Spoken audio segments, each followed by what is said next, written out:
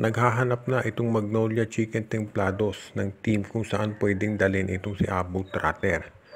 Dahil nga ang lumalabas na balita ngayon itong si Tratter ay gusto na raw umalis dito sa kanyang kontrata sa Magnolia at maglaro abroad. Ngayon itong Magnolia mukhang walang balak na payagan itong si Tratter na basta na lamang umalis at maglaro abroad katulad nung nangyari sa MVP teams. Of course, alam na ninyo, ito si Kiefer Ravena, Ray Parks, mga umalis siya naglaro abroad. Pero mukhang itong TNT, itong Magnolia ay ayaw na ganyan na mangyari dito kay Tratter.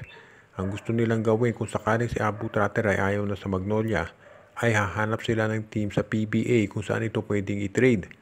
At yan, isa sa tinitignan nila ay baka itong Phoenix Jewel Masters.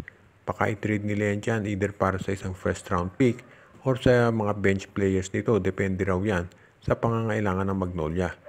Kasi not necessarily na big man ang kukunin ng Magnolia kapalit ni Tratter. Kasi baka ang tinitingnan din nila ay si Isaac Go naman mula sa Terra Firma. Ang gusto lang masiguro ng Magnolia, kung mawawala sa kanila si Abu Tratter ay meron silang makukuhang player na kapalit.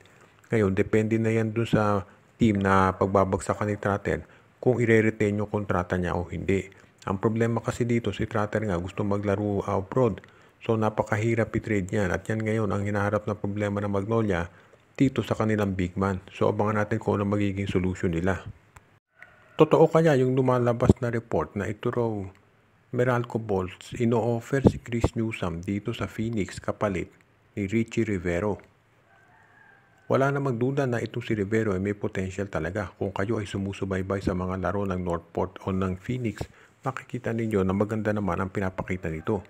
Pero, syempre, iba na itong si Chris Newsome na patunayan na niya kung anong kaya niyang gawin. Hindi lang dito para sa Meralco Bolts, kung hindi para dito sa Gilas, Pilipinas.